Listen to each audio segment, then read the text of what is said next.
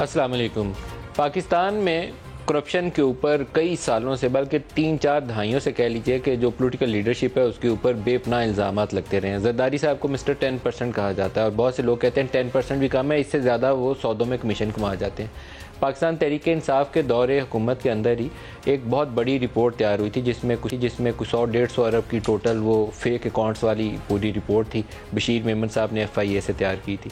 शरीफ family के ऊपर इल्ज़ामात की नोयत उससे भी ज़्यादा संगीन है। ख़ास तौर पर छोटे मियाँ साहब जो थे, वो एक FIA का केस था, कोई उसमें कुछ 26 अरब रुपया घुमा के ये पाकिस्तान से टैक्स एवेडेड का पैसा था, वो टैक्स बचाया हुआ पाकिस्तान से चुरा के बाहर ले गए, वहाँ से रिमिटेंस की शक्ल में TT करवा के पाकिस्तान वापस ले आए।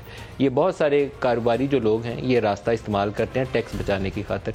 ये केस था इनका, शहजाद अकबर ने ढूंढ लिया और उनका केस लेकर चले गए, जिसमें मुश्ताक चीनी और वो पापड़ वाला और कई औरों के नाम आते रहे। ये मामला चल रहा था तो इसी दौरान में एक खबर चलवाई गई डेली मेल से कि जो DFID बरतानवी इदारा है उससे पैसा पाकिस्तान में आया था अर्थक्वेक विक्टिम की इमदाद के लिए, वो पैसे के अंदर करप्शन हो गई। ये जब खबर छप गई, डेविड रोज साहब ने खबर छापी तो उसके ऊपर तूफान मच गया, क्योंकि पाकिस्तान तहरीक इंसाफ ने उसके ऊपर बाकायदा एक बयानिया बना लिया और पूरी कैंपेन लॉन्च की कि ये पाकिस्तान में जो ज़ल्ज़ला से मुतासिर लोग थे उनके लिए आने वाली इमदाद खा गए।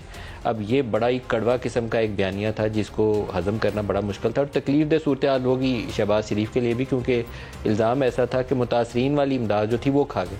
अब ये चोरी का इल्ज़ाम जो है इसको लेकर वो बरतानवी अदालत पहुँच गए। बरतानवी अदालत में जब वो चला गया मामला तो यहाँ केस चल रहा था उनका FIA के वही 26 अरब वाली जो पैसा घुमा के TT हवाला के ज़रिए पाकिस्तान वापस आया था वो वाला। वहाँ ये तारीखें लेते गए। एक स्टेज के ऊपर आके इन्होंने वो तारीखें डेली मेल से इन एग्रीमेंट चला रहे थे, क्योंकि नैब का केस यहाँ लाहौर हाई कोर्ट के सामने लगा हुआ था कि वो केस का फैसला हो जाए फिर आप इसकी तरफ आ जाइएगा। इन्होंने वहाँ दरख्वास्त दायर कर दी इस मामले को आगे चलाने के लिए, तो बरतानवी जज ने इसके ऊपर इनको फ़ाइन किया कि पहले आप तारीखें डलवाई जा रहे हैं दोनों इन एग्रीमेंट, अब आप एक लहदा नई दरख्वास्त लेकर आ रहे हैं। उसके ऊपर इमरान खान ने बाकायदा प्रेस कॉन्फ्रेंस कर छोड़ी और बहुत से पाकिस्तान तहरीक इंसाफ के लोगों का शहबाज शरीफ तो गया, ये लंदन गया हुआ, वापस नहीं आएगा, वहीं पकड़ा जाएगा क्योंकि इसके ऊपर करप्शन साबित हो गई है। वो बरतानवी जज ने तो इसके ऊपर जुर्माना भी आयद कर दिया। आज डेली मेल ने बरतानवी अदालत के अंदर जाकर बाकायदा अपना माफ़ीनामा जमा करा दिया और अपनी वेबसाइट के ऊपर उस माजरत को शाया कर दिया। और जो पहली खबरें जो जिसके अंदर ये इल्ज़ाम आयद किया गया था कि पाकिस्तानी नेशनल अकाउंटेबिलिटी ब्यूरो, उनके पास ऐसी कोई शवाहिद हैं, एविडेंस मौजूद है, ये शहजाद अकबर की कहानी थी। बहुत सारे मामलात में मेरा ख्याल है कि इमरान खान को वो बहरिया वाले रियाज मलिक का वो 190 मिलियन पाउंड बरतानिया ने पाकिस्तान को दिया था, वो इन्होंने चुपके से लिफाफा बंद करके वो रियाज मलिक को ही वापस करवा दिया हुआ, कोर्ट में एडजस्ट हो गया हुआ। वो मामला भी इमरान खान के सर पड़ना है, वो टेढ़ा मामला है। 40-50 अरब पाकिस्तानी टैक्स पेयर्स का पैसा था, उसमें भी शहजाद अकबर का रोल है और इस वाले मामले के अंदर भी शहजाद अकबर का रोल है। वो तोशा खाना की घड़ियाँ आती हैं तो उसमें भी शहजाद अकबर का रोल है। बहुत सारे मामलात के अंदर इनके जो दाएं बाएं के लोग थे ना, जिनके ज़रिए अपोजिशन को फिक्स करते थे, ये मैं लफ्ज़ इन्वर्टेड कॉमा में यूज़ कर रहा हूँ, ये फिक्स करते थे अपोजिशन को थ्रू शहजाद अकबर। वही शहजाद अकबर मुझे लगता है कि जाते जाते ही इनको फिक्स कर गए होंगे। तो बरतानवी अखबार डेली मेल ने बाकायदा माफ़ीनामा शाया कर दिया अपनी वेबसाइट के ऊपर। तो वो बयानिए का क्या हुआ, इमरान खान खुद ही उसकी वजाहत कर सकते हैं, लेकिन इमरान खान की प्रेस कॉन्फ्रेंस से आपको एक स्टेटमेंट सुनवाऊंगा जिससे आपको अंदाज़ा होगा कि इनके दिल के कितनी करीब थी वो बात की। ये तो हुई, ये तो जेल गया शहबाज शरीफ, बरतानिया की अदालत इसको पकड़ के जेल में डाल देगी। अब फिर इंसाफ पता नहीं इमरान खान को पसंद आएगा कि नहीं। हो सकता है कि शहबाज शरीफ ने बरतानवी अदालत को भी पैसे देकर अपनी पसंद का फैसला करवा लिया, क्योंकि शहबाज शरीफ साहब बहुत सारे मामलात में बहुत साफ़ सुथरे नहीं हैं। उनके जस्टिस क्यूम मलिक वाली जो ऑडियो लीक हुई थी वो हमने सुनी है कि किस तरीके से अदालत के ऊपर असरअंदाज होकर फैसला करवाने की कोशिश कर रहे थे। तो मुझे नहीं पता बरतानवी अदालतें भी छोटे मियाँ साहब की टेलीफोन कॉल के ऊपर वैसे ही फैसले करती हैं कि नहीं। इमरान खान की अगली प्रेस कॉन्फ्रेंस से शायद रोशनी डालें तो पता चले कि क्या हुआ, वो करप्शन नहीं मिली या कोई टेलीफोन के ज़रिए उन्होंने फैसला करवा लिया। एक और ऑडियो क्लिप आज जारी किया गया। पाकिस्तान में पिछले कुछ अरसे से बहुत सारे ऑडियो क्लिप सामने आए। पहले तहरीक इंसाफ वाले मरीम नवाज़ के जारी किया करते थे और बड़ी खुशी से बताते थे एक और क्लिप आने वाला है। आजकल इमरान खान के ऑडियो क्लिप्स आते हैं जिसमें कभी एक आता है, कभी दूसरा आता है, कभी प्राइम मिनिस्टर हाउस में बैठे हुए ये मीटिंग कर रहे होते हैं, उसकी कहानी आती है कि इसको सारी चीज़ों को कैसे हमने जोड़ना है मीर जाफ़र और मीर सादक के साथ। बीबी का एक बुशरा बीबी का पहले ऑडियो क्लिप आया कि सलान बेटा ये सब कुछ गद्दारी के साथ जोड़ दो। तो हमें लगा कि किस तरीके से एक ऐसे बयानिए को खड़ा किया गया जिसके पीछे हकायक नहीं थे कि गैर मुल्की साजिश के ऊपर यहाँ मीर जाफ़र ने हुकूमत गिरा दी, वो हकायक के ऊपर मबनी नहीं था। लेकिन इमरान खान के लिए मैंने कहा ना 190 मिलियन पाउंड बैरिया वाला जो रियाज मलिक को पैसा वापस किया गया, उसकी बहुत शर्मसारी का उन्हें सामना करना पड़ेगा। जब वो मामला सबूतों के साथ किसी अदालत के सामने आएगा तो उनको डिफेंड करना मुश्किल हो जाएगा। इसी तरीके से तोशा खाना वाला मामला मेरे ख्याल में इमरान खान के शान निशान नहीं था। कई सालों की जो इनकी सियासत थी वो करप्शन के ऊपर थी। ये कहा करते थे कि वो यूसुफ रज़ा गिलानी बहुत बेशरम आदमी है, वो हीरो का सेट घर ले गया। और देखिए कि क्या पाकिस्तान में सियासत क्या दिन दिखा देती है। वही हीरो के सेट के इल्ज़ाम खुद इमरान खान के अपने ऊपर इल्ज़ाम लग गए। वो घड़ी का इल्ज़ाम खुद इमरान खान के ऊपर लग गया, हीरे की अंगूठी का इल्ज़ाम खुद इमरान खान के ऊपर लग गया। और बेची भी किस तरीके से, वो कहते थे कि औने पौने दामों घर ले गए, खुद कहते रहे कि हमने रेट इंक्रीज़ करके 50% कर दिया। वैसे तो 50% पे भी मॉरल जस्टिफिकेशन नहीं थी। जब आप उंगली उठाते हैं ना यूं करके, ये नवाज़ ले गया, ये जरदारी ले गया और ये यूसुफ रज़ा गिलानी ले गया, तो फिर आप तो उसके करीब भी नहीं जा सकते ना, क्योंकि आपने एक मॉरल स्टैंडर्ड सेट कर दिया कि जो तोशा खाना के तहफ़ लेके जाता है वो चोर होता है। वो मोदी की हमने एक कहानी सुनी है उसकी प्रेस कॉन्फ्रेंस के अंदर कि उसने कहा कि मैंने जितने मुझे गिफ्ट्स मिलते थे एज चीफ मिनिस्टर गुजरात, तो वो मैं सारे बेच के ऑक्शन करके उससे जो पैसा मिलता था मैंने बच्चियों की तालीम के ऊपर लगा दिया। अब देखिए कि वो इंतहा पसंद एक हिंदू है, वो क्या काम कर रहा है, वो तहफ़ जो उसको मिल रहे हैं बजाय घर ले जाता, अपनी जाके दीवारों के ऊपर से जाता, उसने बेच के वो बच्चियों की तालीम पे पैसा लगाया। यहाँ हमारे लीडर्स क्या करते हैं, माजी के भी करते रहे, ये सिर्फ इमरान की मिसाल नहीं है, लेकिन इमरान के ऊपर ज़्यादा वजन इसलिए है कि ये 2014 से पूरी कौम को एक सबक रटा रहे थे। बाकायदा हर जलसे में खड़े होते थे और कहते थे वो चोर वो चोर वो चोर, तोशा खाना बेच के खा गया। और ख़ुद भी 20% पे ही तोशा खाना के ताइफ लिए हुए हैं। वो वैल्यू जो इनकी FBR खुद इनके नीचे मुतय्यन करती थी, कोई 50% नहीं दिया हुआ। ये जो घड़ी जिसका रोज़ हम कहानियाँ आपको सुनाते हैं, ये भी 20% दे के लिए, कोई 50% नहीं दिया हुआ। और वो भी वो वैल्यूएशन जो इन्होंने खुद सेट की हुई है कि इतने की मैंने बेची, ये पैसा है, ये मैंने दे दिया। वो चाहे ज़्यादा की बिकी थी या कम की बिकी थी, मेरे पास उसका सबूत नहीं है, इसलिए मैं इल्ज़ाम आयद नहीं करता। क्योंकि जो उमर फारूक ने इल्ज़ाम आयद किया था उसके मुताबिक तो उसने कोई $2 मिलियन की वो घड़ी खरीदी हुई है। तो जो इन्होंने वैल्यू बताई उससे तो उसका आपस में मुआवजा ही नहीं बनता। लेकिन मेरे पास सबूत नहीं है, इसलिए मैं वो इल्ज़ाम नहीं आयद करूँगा। जिसका सबूत होगा TV के ऊपर बराह रास्त बताऊँगा। आज जो ऑडियो आई है, मेरा तासुर यह है कि ये आवाज़ जुल्फ़ी की और बीबी की है। मुझे इसमें कोई भाव नहीं लगा, क्योंकि लबो लहजा दोनों का वही है जो मेरे कान उस आवाज़ को पहचान सकते हैं। एटलीस्ट मुझे यही लगता है कि दोनों की सही आवाज़ है। जुल्फ़ी ने इसके ऊपर बाद में कहा है कि नहीं, ये कट पेस्ट किया गया। अब कट पेस्ट की बात है तो ये मैं नहीं बता सकता, लेकिन बज़ाहिर मेरा तासुर यह है कि ये इनकी आपस की गुफ्तगू लगती है। सुनिएगा। अस्सलाम वालेकुम जी। जी वालेकुम अस्सलाम, कैसे हैं आप? मैं ठीक हूँ मुर्शद, आप कैसी हैं? अल्लाह के शुक्र, अल्हम्दुलिल्लाह। खान साहब की कुछ घड़ियां हैं, उन्होंने कहा है कि आपको बेचते हैं, आपको भेज दूं, वो आपके उनको बेच वगैरह दें, क्योंकि वो उनकी यूज की नहीं है, तो वो चाहते हैं वो आप कहीं कर दें। जरूर मुर्शद, मैं कर दूंगा जी। ये एक दफ़ा दोबारा प्ले करिए जी, फिर उसकी वजाहत भी चलाते हैं। वो शफीक साहब वाली दिखाइएगा एक दफ़ा दोबारा। हेलो। अस्सलाम वालेकुम जी। जी वालेकुम अस्सलाम, कैसे हैं आप? मैं ठीक हूँ मुर्शद, आप कैसी हैं? अल्लाह के शुक्र, अल्हम्दुलिल्लाह। खान साहब की कुछ घड़ियां हैं, उन्होंने कहा है कि आपको बेचते हैं, आपको भेज दूं, वो आपके उनको बेच वगैरह दें, क्योंकि वो उनकी यूज की नहीं है, तो वो चाहते हैं वो आप कहीं कर दें। जरूर मुर्शद, मैं कर दूंगा जी। अब इसके ऊपर ये सारे कहते थे कि वो घड़ी तो इस्लामाबाद बेची गई है और जिसको बेची गई है हम उसको भी ढूंढे। PTI ने इसके ऊपर कुछ 6 प्रेस कॉन्फ्रेंस की थी जब ये PDM ने ये कुछ डिटेल्स वगैरह इसकी रिलीज़ की मीडिया को। तो जिन साहब का बार बार नाम आता था, आर्ट ऑफ टाइम या ऐसी कोई उनकी शॉप का नाम था, इधर जना सुपर मार्केट है इस्लामाबाद में एक, उसके अंदर उनकी शॉप थी। वो साहब जो हैं आज उन्होंने वीडियो के ऊपर अपना एक बयान भी और एक बयान हल्फी भी, दोनों चीज़ें जारी कर दी। अब ये सूरत हाल कोई बहुत खुशकुन नहीं है।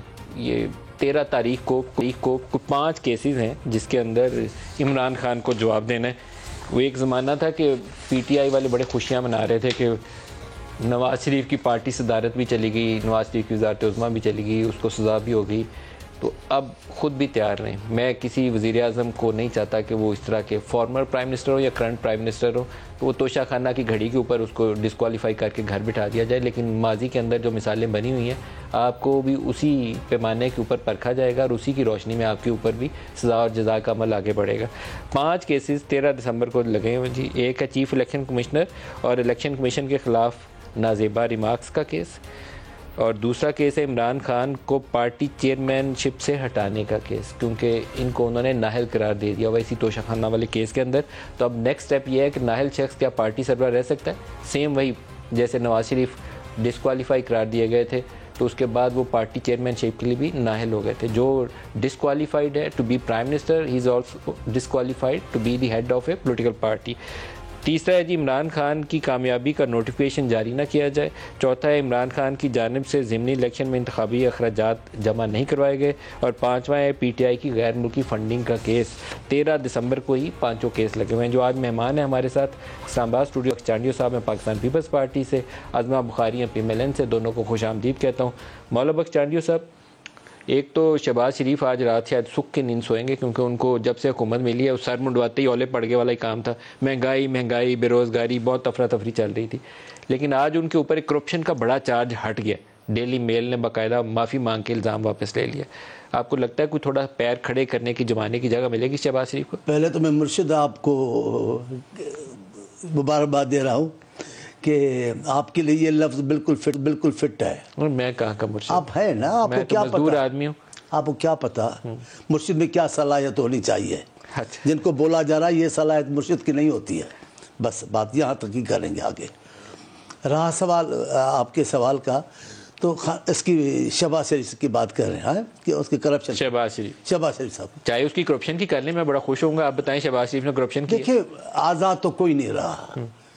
यहाँ कौन है जिस पे इल्ज़ाम नहीं लगा है, इसमें जिस पे शिद्दत के साथ इल्ज़ाम लगाया। तो इसलिए कोई बात नहीं है अगर मेरे मुँह से ऐसा निकला भी है, लेकिन बात यह है कि असल मामला हम सारा ले जाते हैं कोर्टों की तरफ।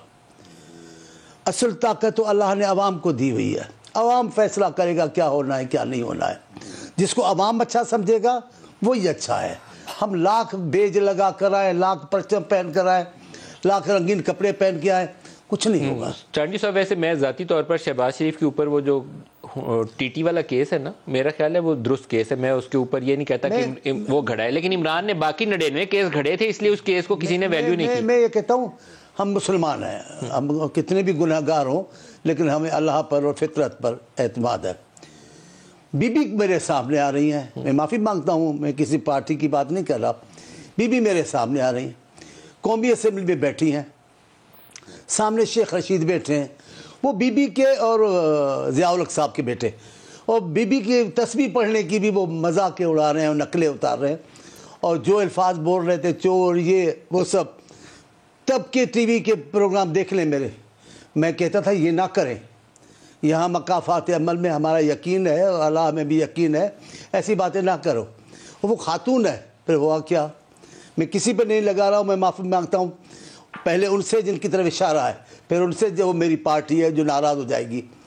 बीबी को नहीं छोड़ते थे ना, चोर चोर। मैंने कहा खुदा का खौफ करें। फिर ज़माना कैसा आया, न मियाँ साहब को छोड़ा, न मियाँ साहब की साहबजादी को छोड़ा। हम खिलाफ थे, हम मियाँ साहब की साहबजादी को अपनी बहन समझते हैं। हमारी इस किस्म की सियासत नहीं है। बिलावल साहब इस किस्म का सियासतदान नहीं है। आसिफ साहब, आप देखें ज़माने सदारत में ऐसा कौन सा गंदा लफ्ज़ और तंज नहीं है जो शाया हो सकती है, जो नशर हो सकती है, वो उन पर नहीं लगाई गई। लेकिन वो शेर ने कभी मुंह से एक अल्फाज नहीं बोला कि मैं जवाब दूँ। ये मकाफात अमल था। तो आज वो फिर क्या हुआ, जहाँ जहाँ वो कोर्ट गई उनकी साहबजादी ने कहा, वो आपने सब सुन लिया। अब मैं इमरान खान को कह रहा हूँ, अभी मैं इमरान खान से मुखातिब हूँ कि आपने भी बड़ा चोर चोर किया। आज कुदरत का फैसला तो देखो क्या हो गया है। आप जिसको फरिश्ता बनाने में कोशिश करते हैं, तमाम PTI के लोग दुरूद भी पढ़ेंगे, आयती भी पढ़ के साबित करने की कोशिश करेंगे कि इमरान खान फरिश्ता है। आज वो फरिश्ता नहीं रहा। इंशाअल्लाह ताला आने वाले दिनों में आप और देखेंगे, उसका और हिसाब होगा। अज़मा, आप बताइएगा सियासी तौर पर कितना फ़ायदा होगा ये जो डेली मेल की माफ़ीनामा है इससे आपको? शुक्रिया मलिक साहब। देखिए, पहले तो चांडियो साहब चूँकि मेरे बुजुर्ग हैं, मैं उनकी बात को कम ही रिस्पॉन्ड करती हूँ और उनकी तमाम बातें बिल्कुल दुरुस्त हैं, लेकिन ये कह देना कि वन साइडेड हुआ ये मुनासिब नहीं है। बहुत साइड, हमारी साइड से भी हुआ, दूसरी साइड से भी होता रहा, तभी तो हमने मिसाक जमहूरियत की बात की, लेकिन उसके बाद भी बहुत सारी गलतियाँ दोनों साइड से हुई। सो अच्छी बात है कि अगर सियासतदान वही होते हैं जो समझ लें और अपनी गलतियों की तस्हीह कर लें।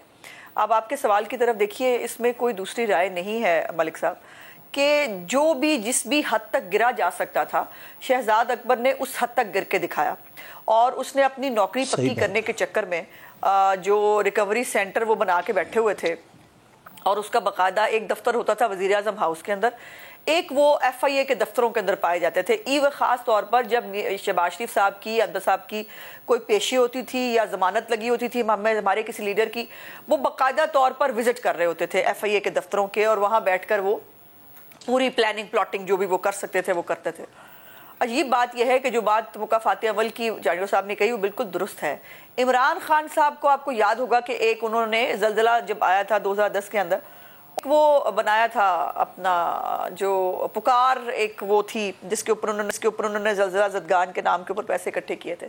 आज तक उसका कोई जवाब, ना उसका कोई ऑडिट हुआ है, ना उसको कोई जवाब मौजूद है। 2005 में ज़लज़ला आया था ना, 2005 में ज़लज़ला था, उसके बाद फ्लड से। आई एम सॉरी या जी, मैं 2005 के ज़लज़ले की बात कर रही हूँ। और उसके अंदर जो आज तक उस पैसे का ना ऑडिट हुआ है, ना पता चला वो पैसा कहाँ गया। फिर उसके बाद इनके ऊपर शौकत खानम के नाम पे ऊपर जो फंड रेजिंग हुई, उसके ऊपर जो आरिफ नकवी की अभी बात है, अभी उनको बहुत डेली मेल का बहुत उनको क्रेडिबिलिटी पे वो हो रहा था। फाइनेंशियल टाइम्स के बारे में उनका क्या ख्याल है, जिसने इनका पूरा कच्चा छट्टा निकाला आरिफ हबीब के साथ और वो सारा आरिफ नकवी के साथ और सारा वो कि ये क्या क्या मामलात वहाँ करते रहे। और फिर उसके बाद इमरान खान साहब ने अभी जो फंड रेजिंग की है मलिक साहब, मैं उसके हवाले से भी मैंने बार बार अपनी हुकूमत से भी कहा है और मैं दोबारा भी ये बात रेस करना चाहती हूँ कि इमरान खान साहब ने जो उनके चंद अपने जर्नलिस्ट हैं, मैं अब और लफ्ज़ नहीं इस्तेमाल करना चाहती, जो उनके अपने जर्नलिस्ट हैं, उनके थ्रू भी हमें बताया कि 15 अरब रुपए उन्होंने इकट्ठे किए। मुझे बताइए कोई एक आटे का थैला भी इमरान खान की तरफ से सैलाब ज़दगान में से किसी के पास आपने पहुंचा हुआ देखा हो? उसके बाद सानिया निश्तर साहिबा ने वो बता दिया, उन्होंने कहा कि नहीं 15 अरब नहीं हुए थे, 4 अरब रुपए इकट्ठे हुए थे। वो 4 अरब रुपए भी कहाँ हैं? इसके जवाबात इमरान खान साहब को देने हैं, उनको देने चाहिए। और जहां तक ये डेली मेल की बात है तो सच तो फिर सामने आके रहता है। देखिए, शहबाज शरीफ साहब जो हैं, जितना उनकी तर्ज सियासत को या जितना आप उनको जानते हो, वो ख़ास तौर पर सरकारी पैसे के हवाले से तो उनकी बहुत ही एक ज़ीरो टॉलरेंस वाले मामलात हैं। ना वो तनख्वाह लेते हैं, ना वो कोई TADA लेते हैं, ना वो कहीं जब बाहर जाते हैं अपनी टिकट के ऊपर जाते हैं। कभी उन्होंने सरकारी कोई पैसा इस्तेमाल नहीं किया। और अभी तोशा खाना के हवाले से ये मामलात आ रहे थे, उन्होंने अपनी पूरी प्राइम मिनिस्टर हाउस के अंदर एक लॉबी के अंदर उन्होंने पूरी जो तोहफे हैं वो सेट करके रख दिए हैं और वो जो है वो डिस्प्ले के अंदर मौजूद है। तो ये बहुत ही बिलो द बेल्ट एक हिट किया था जो है डेली मेल के वो मौसूफ को साथ मिलाकर शहजाद अकबर साहब ने, जो डेविड रोज थे। और इसके ऊपर जो है वो, और फिर ये है कि ये इसी तरह का एक मामला जो आप अभी जो दूसरे केस के बारे में बात कर रहे थे, उस केस के अंदर भी NCA पूरी तहकीकात कर चुकी है। आपको मालूम है सलमान शहबाज साहब, शहबाज शरीफ साहब, इनके जो अकाउंट्स हैं वो सीज किए गए और NCA ने पूरी तहकीकात की शहजाद अकबर और ये डेविड रोज और इनके सारे मामलात को साथ मिलाकर, और उन्होंने कहा कि इसके ऊपर बिल्कुल ना कोई मनी लॉन्ड्रिंग है और ना कोई ऐसे, और 4 मुल्कों से बाकायदा तहकीकात हुई और उसके वही केस जो है वो एट द सेम टाइम वो पाकिस्तान के अंदर भी चल रहा था। सो केस बनाने, किसी को फिक्स करना, जो आपने बिल्कुल इन्वर्टेड कॉमर्स में कहा था, वो आसान होता है, लेकिन उसको साबित करना और कानून के सामने उसकी जो सच्चाई लेके आना, अब ये वैसी ही सच्चाई है जैसे इमरान खान साहब अपने आप को सादिक और अमीन कहते हैं। इन तमाम बातों के बावजूद जो उनके कारनामे सर अंजाम दिए उन्होंने वजीर आजम होते हुए, और वो एक घड़ी की बात नहीं है। क्या होगा 13 दिसंबर को आपने 5 केस लगाए हुए हैं, तो फिर ये 5 केस में तोशा खाना भी शामिल है, उनकी पार्टी की सरबराही भी शामिल है, तो वो एंड रिजल्ट वही होगा जैसे नवाज शरीफ को पार्टी की सदारत से हटा दिया गया था। उसी टाइप की सिचुएशन आपको नजर आती है 13 दिसंबर को? मलिक साहब, हमने नहीं लगाए हुए हैं। पहले तो ये जहां जहां लगे हैं वहां वहां लगे हैं। और ये भी एक बात देखिए जरूर कि हमारे दफा तो नवाज शरीफ साहब के लिए जो है वो बेटे से तनख्वाह न लेने पर वो नाअहल करार दे दिए गए थे। मॉनिटरिंग जज लगा था, डे टू डे हियरिंग हुई थी और उसके बाद फैसला आ गया था। इमरान खान साहब को हमें 8 महीने हो गए आए हुए। इमरान खान साहब के बहुत सारे मामलात, वो तोशा खाना के हवाले से हो, वो ममनुआ फंडिंग के हवाले से हो, वो साइफर की तहकीकात के हवाले से हो, आज तक इमरान खान किसी इन्वेस्टिगेशन में शामिल नहीं हुए। और अफसोस की बात यह है कि वो हर एक नोटिस को, कॉल अप नोटिस को वो अदालत में ले जाते हैं, वहां से उनको जो है वो रिलीफ मिल जाता है। लेकिन इस तरह से मामलात आगे नहीं चल सकते। इमरान खान साहब के ऊपर जो सवालात हैं वो कहा करते थे मैं जवाब दूंगा सबसे पहले सवालात का, तो क्यों नहीं देते जवाब? अब ये आज की जो ऑडियो है उसके ऊपर जुल्फी बुखारी से ट्वीट करा ले, अपने चंद चहेतों से ट्वीट करा के मामला हल नहीं होगा। इमरान खान साहब को सामने आकर जवाब देना पड़ेगा। जिस शख्स शफीक की वो लिए फिर रहे थे तोशा खाना रेफरेंस में जो उन्होंने लगाई है उसकी रसीद, वो कह रहा है मैंने नहीं दी, मैं ये रसीद जाली है। इसके ऊपर एक और केस बनता है फौजरी का। इमरान खान साहब ने जाली एफिडेविट दिया है इस जो है वो केस के अंदर, उन्होंने जाली कागजात जमा कराए हैं। ये एक और केस है। सेशन कोर्ट के अंदर भी जो है वो तोशा खाना का केस शुरू हो गया है। तो बराए मेहरबानी मेरी गुजारिश है कि चलिए अभी एक मसला इसके ऊपर है कि जो तहकीकात कर रहे हैं उन्होंने इसकी वैल्यूएशन के ऊपर सवालात उठा दिए कि जो वैल्यूएशन बताई गई है एक्चुअल वैल्यू उससे ज्यादा है, तो वो एक और टेढ़ा मामला हो जाएगा जिसको संभालना मुश्किल हो जाएगा। अभी तो उतना संगीन नहीं है, फिर ज़्यादा संगीन हो जाएगा। अगर वैल्यूएशन बताई 14 करोड़ या 18 करोड़ गई हो लेकिन एक्चुअली पता चले कि वो 40 करोड़ या 50 करोड़ है या 140 से 150 करोड़ है, तो फिर मामला तो और ज़्यादा ख़राब हो सकते हैं। ब्रेक ले लें, हम इसके ऊपर मज़ीद बात करेंगे ब्रेक के बाद। प्रोग्राम में दोबारा खुशामदीद कहते हैं। कुछ आपको न्यूज़ अपडेट दे दूँ। डार साहब की प्रेसिडेंट साहब से मुलाकातें चल रही हैं और उन मुलाकातों के मुतल्लिक़ जो अपडेट हमारे साथ ये मरबूत मुज़ाकरात है।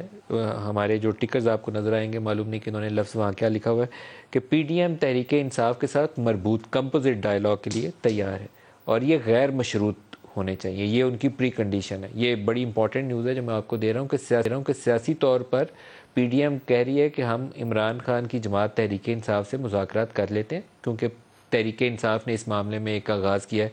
मशरूत तौर पर उनका इलेक्शंस की बात करें तो फिर मुज़ाकरात कर लेते हैं। वहाँ से जवाब यह है कि आपसे मुज़ाकरात के लिए तैयार है लेकिन गैर मशरूत होंगे। कंपोजिट डायलॉग होगा, मरबूत मुज़ाकरात होंगे जिसमें इलेक्टोरल रिफॉर्म्स करनी है, इलेक्शन कमीशन की अगर आपने रिकॉन्स्टिट्यूशन करनी है, इंतखाबी अमल के ऊपर यकीन बढ़ाना है, उसके नताइज के ऊपर काबिल भरोसा उनको बनाना है, जो इस्लाहात करनी है उसके ऊपर इकट्ठे बैठ जाते हैं। लेकिन ये होगा गैर मशरूत। कोई प्री कंडीशन अटैच नहीं होगी कि इमरान खान कहें कि 23 मार्च को इलेक्शन होंगे तो मैं आता हूँ, नहीं तो नहीं आता। ऐसी कंडीशन के साथ मुज़ाकरात नहीं होंगे। डार साहब इसाक डार पीडीएम की नुमाइंदगी कर रहे हैं और नवाज शरीफ की नुमाइंदगी कर रहे हैं और सदर आरिफ अलवी वो पीटीआई के बिहाफ के ऊपर एक सालिस का किरदार अदा कर रहे हैं। इनको भी समझाएंगे, उनको भी समझाएंगे कि दोनों मुज़ाकरात की मेज़ के ऊपर आ जाएं। पीटीआई बगैर किसी पेशगी शर्त के सियासी मामलात पर बातचीत चाहे तो दरवाजे खुले हैं, ये पीडीएम का जवाब है। जल्द इंतखाबात की शर्त कबूल नहीं है, हुकूमती इत्तेहाद का ये वाज़ेह जवाब है उन्हें। सदर आरिफ अलवी पीटीआई को मुज़ाकरात पर आमादा करने में किरदार अदा कर सकते हैं। एक रास्ता ये हो सकता है, अगर मामला फ़हम हो पाकिस्तान तहरीक इंसाफ वाले, तो उन्हें पार्लिमान में वापस आकर या किसी कमेटी के लेवल के ऊपर पीडीएम के साथ बैठकर इंतखाबी इस्लाहात को आगे बढ़ा लेना चाहिए। असम्बलियाँ तोड़ने के ऊपर परवेज़ इलाही उनको सपोर्ट नहीं कर रहे हैं, ये भी उनको इमरान खान को अब तक क्लियरली पता चल जाना चाहिए। बहुत दबाव आएगा पीटीआई का परवेज़ इलाही के ऊपर और उन्हें लगेगा कि उनकी हुकूमत भी जाने वाली है और इंतखाबात भी ख़राब हो जाए, तो हो सकता है वो दबाव में आकर उनकी तरफ देख लें। अदरवाइज़ पाकिस्तान मुस्लिम लीग काफ परवेज़ इलाही पंजाब असम्बली तोड़ने के हक़ में नहीं है। ये बात वो तहरीक इंसाफ को कन्वे कर चुके हैं कि हमें अभी असम्बलियों में रहना चाहिए, उसका हमें फ़ायदा होगा। और पाकिस्तान की जो इक़्तिसादी सूरत हाल है वो एक नया टर्मोइल, पोलिटिकल टर्मोइल वो अफोर्ड नहीं कर सकती कि हमें ज़रूरत तो यह है कि हम अपने करंट अकाउंट को संभाल लें, फॉरेन एक्सचेंज को संभाल लें, रुपये को संभाल लें, लेकिन पाकिस्तान में हम एक नया तूफ़ान खड़ा कर दें कि सूबों का क्या बनना है। ये 3-4 माह गुजर जाए, उसके बाद ये वाला खेल उसकी तरफ आ जाएंगे। ये इमरान खान को PML काफ में कर चुकी है। और मुज़ाकरात मुख्तलिफ सियासी मामलात पर गैर मशरूत तरीके से हो सकते हैं, ये PDM ने सदर आरिफ अलवी के ज़रिए तहरीक इंसाफ को कन्वे कर दिया। अज़मा, आपसे भी जान लूँ क्या मुमकिनात नज़र आते हैं इंतखाबात के हवाले से, क्योंकि PTI की एक ही प्री कंडीशन है कि इंतखाबात जल्दी हो जाए, मार्च के एंड से पहले इंतखाबात हो जाएं। देर हुए तो उन्हें लगता है कि शायद उनकी पॉपुलैरिटी जो है उसमें कमी आ जाएगी। उनको ठीक लगता है मलिक साहब, पॉपुलैरिटी में कमी इसलिए आ जाएगी बिकॉज उनको डर ये है कि उनके खिलाफ जो बहुत सारी तफ्तीशें शुरू हुई हैं, मुकदमात जो शुरू हुए हैं, उनमें से किसी का फैसला ना हो जाए, और इसलिए वो खौफ का शिकार हैं। और जो आपने खबर बताई वो बिल्कुल स्टेटेड पोजीशन है और हमेशा पहले दिन से है पीडीएम की कि हम किसी ब्लैकमेलिंग का शिकार नहीं होंगे, किसी धमकी में धौंस में हम नहीं आएंगे। अगर एज ए पॉलिटिकल पार्टीज कभी भी बैठने से इनकार नहीं करती, सियासत में कभी आप बैठने से इनकार नहीं कर सकते, और हमने तो तब भी नहीं किया था जब अपोजिशन में थे। शहबाज शरीफ साहब ने तो तब भी कहा था आए मुझसे आके मुशरत करते हैं, बिलावल साहब ने कहा था कदम बढ़ाएं हम आपके साथ हैं, लेकिन इमरान खान साहब ना पहले कभी किसी के साथ बैठना चाहते थे ना वो आज शायद बैठना चाहते हैं। So what ever the decision is, Imran Khan साहब जो है का कोई भी डिसीजन हो उसको बिल्कुल फेस करने के लिए, उसको जो है वो उनको मैदान में उनका मुकाबला करने के लिए भी हम तैयार हैं। लेकिन अगर वो जो है ये धौंस धमकी छोड़कर मुज़ाकरात पहले कोई शर्तें रख के अगर वो बैठना चाहेंगे, कतई नहीं हो सकता। और अगर एक प्रेशर ग्रुप की तरह नहीं, अगर एक फैशिस्ट की तरह नहीं, अगर एक पॉलिटिकल पार्टी की तरह बैठकर बात करना चाहें तो बिल्कुल बातचीत जो है वो होनी चाहिए, वो हो सकती है। लेकिन इमरान खान साहब इस चीज़ों के आदी नहीं हैं, उनको जो है वो मुंह से निकाल कर वो बात पूरी जो है वो करवाने की आदत पड़ी हुई है, और वो उनको हमेशा जो है वो थ्रू प्रॉपर चैनल वो कभी आए नहीं, उनको दूसरे चैनल्स के साथ आना अच्छा लगता है, उनको उनसे बात भी उन्हीं से करनी अच्छी लगती है। आपको मालूम है वो बता चुके हैं कि सियासी लोगों से तो बात ही नहीं करना चाहते। तो सदर अलवी साहब जो अपनी हुज्जत तमाम कर रहे हैं वो करके देख लें, लेकिन अगर पीटीआई जो है एज ए पॉलिटिकल पार्टी बात करेगी बिल्कुल बात होगी, हो सकती है, लेकिन अगर प्रेशर ग्रुप बनेगी उससे फिर बात नहीं होती। फिर रियासतें जो है और सियासी पार्टियां किसी प्रेशर ग्रुप के सामने झुकती नहीं है। चांडियो साहब से पूछें, चांडियो साहब इंतखाबात आपको कब नजर आते हैं? क्योंकि इस वक्त सियासत सारी इसी के गिर्द घूम रही है, तहरीक इंसाफ का पूरा जोर है कि जल्दी हो जाए, आप लोग चाहते हैं कि वक्त पे हो, तो क्या हो सूरत हाल क्या नजर आती है? मेरा ख्याल है वक्त पर ही होंगे, पहले नहीं होंगे। लेकिन वो अभी आप मेरी बहन अपनी बात कर रही थी तब मुझे याद आया मेरी उनकी गुफ्तगू के दौरान, ये शहजाद अकबर साहब के ज़माने में पता नहीं क्यों मलिक साहब मुझे लगता है उनको देखकर ऐनक वाला जिन याद आता था, और मैंने तकरीबन हर प्रोग्राम में कहा ऐनक वाला जिन इस हुकूमत के साथ भी है, वो इनका बेड़ा गर्क करेगा। और ऐसा ही हुआ, अभी कोई भागा ही नहीं, सबसे पहले शहजाद अकबर चले गए, तो उसकी बातें तो सब पूरी हो रही। अब आते हैं आपकी बात पर। पीपल्स पार्टी ने, पीपल्स पार्टी के इत्तेहादी जमायतों ने जो हुकूमत में है, इन्होंने कभी बातचीत की मुखालफत नहीं की, इन्होंने सिर्फ ये कहा कि शराइत बातचीत नहीं होगी। जरदारी साहब मादा है कि बातचीत की जाए? मेरा ख्याल है जरदारी साहब जैसे मामला फहम शायद ही कोई सियासतदान पाकिस्तान में होगा। उन्होंने कभी अपने दरवाजे गुफ्तगू के लिए बंद नहीं की, बातचीत के लिए बंद। सियासतदान होगा और बातचीत से भागेगा, कैसे हो सकता है? लेकिन मैं अभी आपको यकीन दिलाता हूँ कि अभी मेरी बहन कह रही थी वो आमादा नहीं होंगे। मेरी बहन, हालात बड़े जालिम डॉक्टर होते हैं। अब देखिए क्या क्या बातें माननी पड़ी हैं इमरान खान साहब को, जिस बात के मुखालफत की आज सब उन्हीं बातों को चले। मैं तो समझता हूँ आने वाले वक्त में आप देखेंगे असेंबली में भी लौट सकते हैं, और वक्त पर इंतखाबात को भी इनको कबूल करना होगा। ये बातें अपनी ज़िंदगी के लिए कर रहे हैं, अगर इस अंदाज से वह हथियार फेंक देंगे तो उनकी सियासी ज़िंदगी को ख़तरा लाक होगा, जो हो चुका है।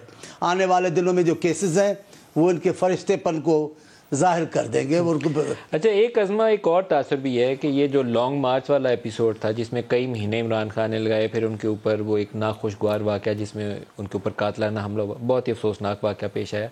उसके बाद लगता यह है कि तहरीक इंसाफ ने अपने आप को थका लिया वक्त से बहुत पहले, बहुत ज़्यादा एक पोलिटिकल एक्टिविटी करके। अब शायद उन्हें 3-4 माह वैसे भी ब्रेक चाहिए होगी, उससे पहले वो मोमेंटम अपना दोबारा सड़कों पर बिल्ड नहीं कर सकते। आपको क्या लगता है? नहीं, उनके पास अब है क्या मलिक साहब बेचने के लिए? वो क्या कहेंगे? साइफर की स्टोरी लेके निकले थे, वो झूठ थी, वो डब्बा पैक हो गई, वो फिल्म बंद हो गई।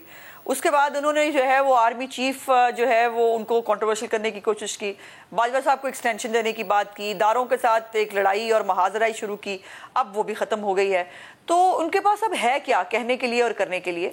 इमरान खान साहब चारों शाने चित हुए हैं।